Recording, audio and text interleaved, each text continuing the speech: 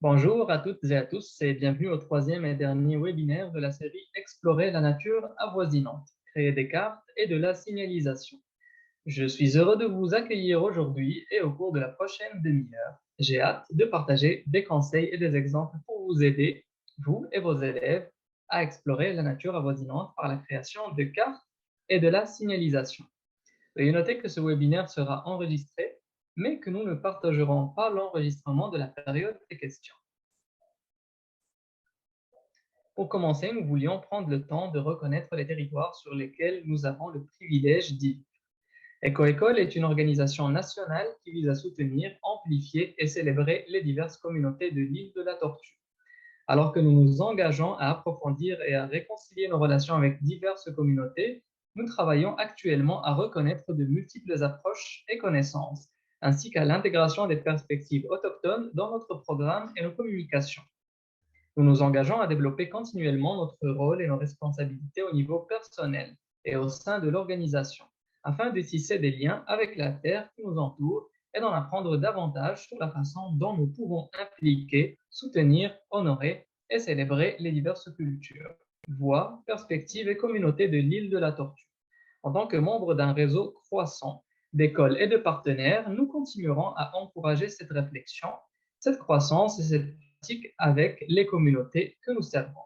Pour ma part, je me joins à ce webinaire à partir de Tineketo-Lequac, actuellement appelé Sherbrooke, situé sur le territoire traditionnel non cédé de la Confédération des Abénakis et des Wabanakis. Je m'appelle Ayouba Moudi, je suis gestionnaire de programme bilingue à EcoEcole Canada et je suis ravi de vous présenter le webinaire aujourd'hui. Donc, voici notre ordre du jour. Comme le webinaire d'aujourd'hui ne dure que 30 minutes, nous allons nous plonger dans le vif du sujet afin d'avoir le temps de poser des questions et de discuter à la fin du webinaire. Nous commencerons par une brève récapitulation afin de faire un rappel de ce que nous avons couvert dans cette série de webinaires sur l'exploration de la nature avoisinante. Nous entrerons ensuite dans le vif du sujet d'aujourd'hui, la création de cartes et de signalisation. Je vous guiderai à travers les différentes étapes et considérations qui nous permettront à vous et à vos élèves de créer des cartes et de la signalisation pour la cour de l'école ou d'autres espaces naturels proches et accessibles. Je vous fournirai quelques conseils pour vous lancer dans ce travail et nous passerons également en revue les modèles que nous avons développés pour soutenir ces projets. Nous conclurons avec les prochaines étapes qui nous aimerions passer quelques minutes sur ce que nous appelons un mini-groupe de discussion pour vous poser quelques questions sur votre expérience de l'utilisation des ressources naturelles avoisinantes cette année et plus généralement sur votre expérience de l'enseignement et de l'apprentissage en plein air au cours de cette année.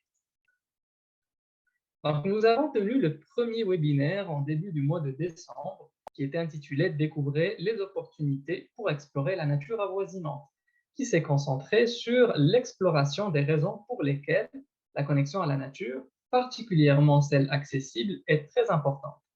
Nous avions passé en revue les éléments clés à prendre en considération lors de la planification des leçons et de l'apprentissage dans la nature avoisinante.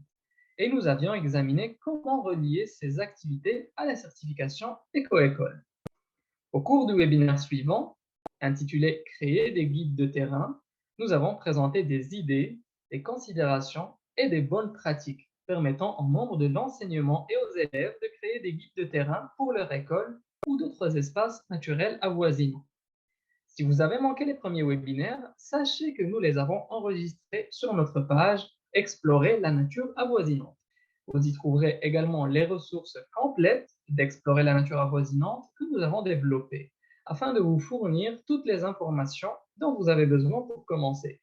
Nous venons d'ajouter au chat un lien vers la page web, notre page Explorer la nature avoisinante. Très bien, donc nous pouvons commencer maintenant. Tout d'abord, j'aimerais attirer votre attention sur certaines des ressources que je viens de mentionner. Ce sont les ressources qui ont été conçues pour vous aider à entreprendre des actions d'explorer la nature avoisinante à votre école. Le premier document que vous voyez à l'écran est le guide pédagogique que nous avons présenté lors du premier webinaire. Il s'agit d'un excellent point de départ pour toutes les activités d'explorer la nature avoisinante, car il contient des conseils généraux des astuces, ainsi que des liens vers d'excellents contenus créés par d'autres organisations. Le document suivant sur l'écran est le modèle de carte que nous allons aborder aujourd'hui, ainsi que la ressource illustrée, le modèle de signalisation. Toutes ces ressources se trouvent dans la demande de certification éco-école, dans la section ressources de l'action Explorer la nature avoisinante. Comment la cartographie et la création de signalisation peuvent-elles permettre aux élèves d'explorer la nature avoisinante? La cartographie ne se limite pas nécessairement au curriculum de géographie. La création d'une carte pour un espace extérieur particulier peut être un moyen d'approfondir la connaissance de cet espace et de susciter des interrogations dans toutes les matières. L'intégration d'un élément spatial à l'apprentissage environnemental peut ouvrir de nouvelles possibilités d'engagement kinesthétique, de pleine conscience et de recherche géographique. Le produit final peut également être un outil pour aider les autres à se connecter à la nature avoisinante. La création de signalisation pour un espace extérieur est un excellent moyen de partager l'apprentissage avec la communauté élargie et de piquer la curiosité des gens envers la nature avoisinante. Voici quelques conseils pour réaliser ce projet. D'abord, cette première étape est particulièrement importante pour la fabrication et la pose de panneaux de signalisation. Si vous envisagez d'installer votre carte dans la cour de votre école ou dans un parc voisin, vous devrez en tenir compte. Avant d'installer des panneaux, veillez à obtenir l'autorisation des autorités concernées. Vous pourrez par exemple installer des supports de signalisation dans le parc voisin en collaboration avec la municipalité ou demander au concierge ou à l'administration l'autorisation de réaliser votre projet dans la cour de votre école. Comme toutes les composantes de l'action Explorer la nature avoisinante, la création d'une carte ou de signalisation avec votre classe ou votre école nécessite de choisir un lieu extérieur, bien évidemment. Choisissez un lieu extérieur facilement accessible, comme la cour de l'école, un ravin, une zone de conservation, un parc local, un boulevard, un jardin ou une arrière-cour, si l'activité a lieu au domicile des élèves. Si l'espace extérieur est un endroit que vous allez visiter en tant que classe, nous vous recommandons de le visiter avant d'y emmener les élèves, afin d'évaluer les questions de transport, d'accessibilité et de sécurité. Pour un complément d'information sur l'organisation d'une sortie avec les élèves, consultez la section ressources complémentaires du guide pédagogique. Ensuite, déterminez comment les cartes et ou la signalisation s'intégreront aux autres composantes de l'action. Explorer la nature avoisinante. Est-ce que les élèves vont créer un guide de terrain ou les cartes et la signalisation seront-elles l'objectif principal? Par exemple, les cartes pourraient être incluses dans le guide de terrain, produites sous la forme d'un grand panneau à l'attention du public ou créées par les élèves. Pour aider les élèves à créer une carte de la nature près de votre école ou du domicile des élèves, la ressource que nous avons créée comprend un modèle de carte qui peut être utilisé comme source d'inspiration ou comme base pour les cartes des élèves. Voici quelques exemples de cartes que les élèves pourraient créer.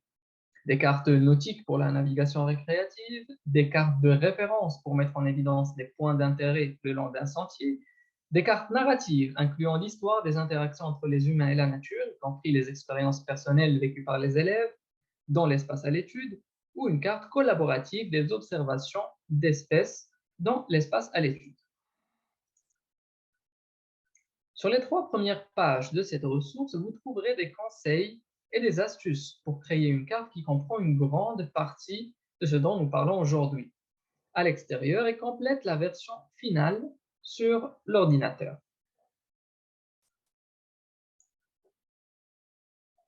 La page 4 fournit des conseils détaillés sur la façon dont vous pouvez utiliser le modèle. Et puis, à la page 5, vous pouvez y trouver le modèle à remplir. Il s'agit de la version à imprimer que les élèves peuvent remplir et dessiner à la main. Il existe également une version numérique. Cette version est idéale pour l'apprentissage virtuel, surtout si les élèves prennent des notes brutes à l'extérieur et complètent la version finale sur l'ordinateur. Et ensuite, pour aider les élèves à créer des panneaux de signalisation pour la nature près de votre école ou du domicile des élèves, la ressource que nous avons créée comprend 3 modèles de panneaux qui peuvent être utilisés comme source d'inspiration ou comme base pour les panneaux des élèves.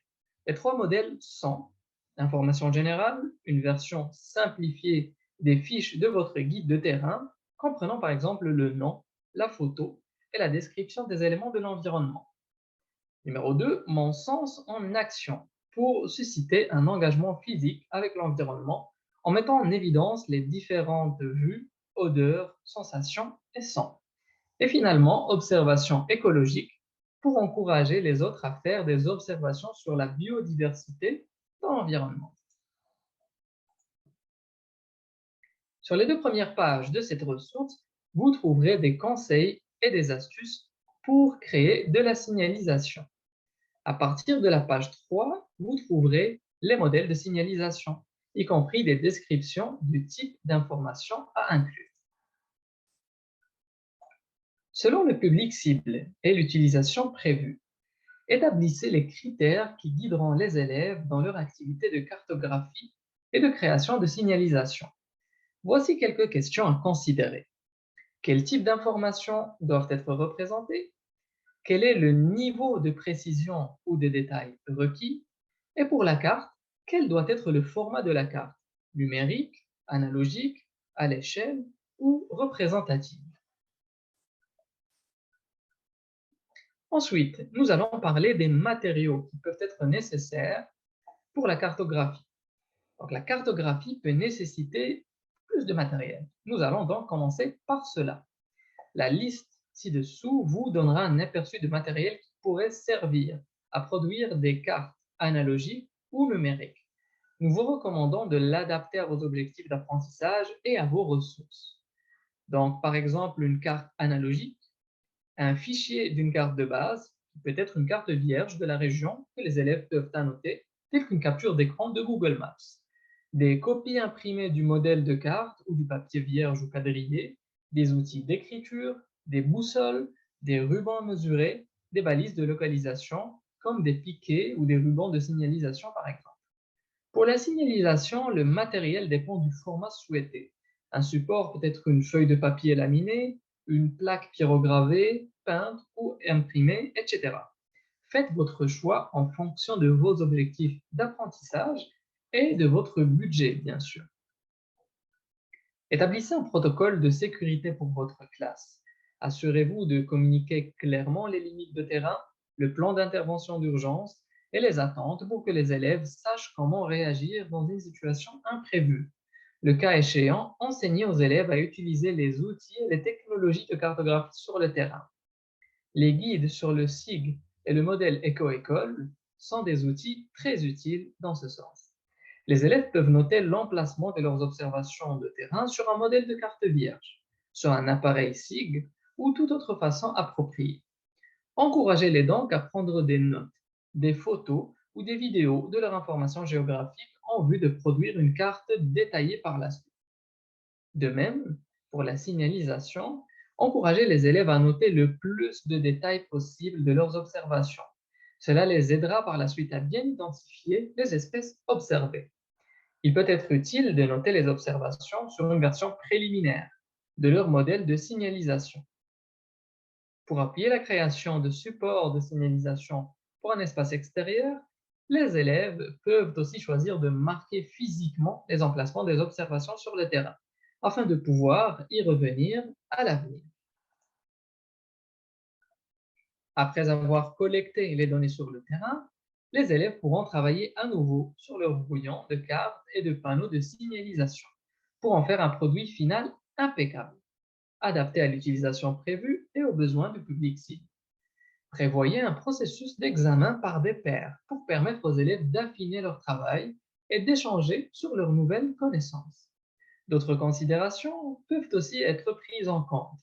Organiser une collecte de fonds pour soutenir la mise en place de panneaux de signalisation extérieure durables qui peuvent être appréciés par de nombreuses personnes au fil des saisons. Et lier votre projet à d'autres actions éco-école, telles que la réutilisation et le recyclage innovant, en transformant des matériaux préutilisés en nouveau panneau de signalisation. Les élèves pourront diffuser leur support de signalisation à l'école et dans la communauté élargie. Vous trouverez des idées dans la section Le début du sentier, les premiers pas du guide pédagogique. Et maintenant, voici les prochaines étapes.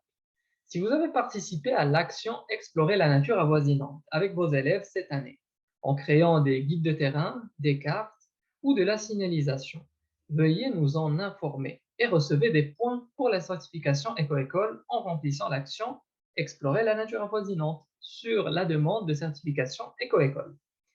Et puisque nous sommes en avril, la date limite de soumission est proche. Nous avons une date limite hâtive qui est le 29 avril. Les écoles qui soumettent leur demande de certification avant ou à cette date participeront à un tirage au sort pour gagner un kit de célébration. La date limite est fixée au vendredi 13 mai.